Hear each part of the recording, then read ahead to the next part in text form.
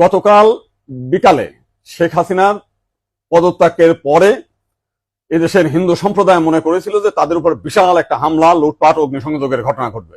কিন্তু গতকাল বিকালেই বিএনপি এবং জামাতের নেতারা তাদের নেতৃবৃন্দকে হিন্দুদের বাড়িতে হামলা, লুটপাট, অগ্নিসংযোগ যাতে না হয় এবং প্রত্যেক মন্দিরে যাতে পাহারা দেয় সেই ব্যবস্থা করার নির্দেশ দেয়। এবং গতকাল থেকে আমরা দেখেছি সেই পাহারা দিয়েছে।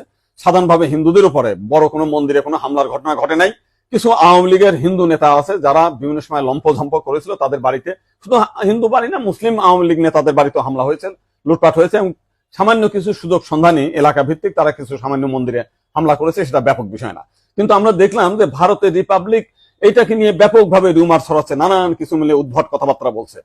এবং আজকে দেখলাম শেখ হাসিনার নিয়ে তারা কাহিনী তৈরি করছে, বঙ্গবন্ধুর স্ট্যাচু মানে ভাঙছে, সেটা নিয়ে তারা খুব দুঃখে সাগরে ভাসছে।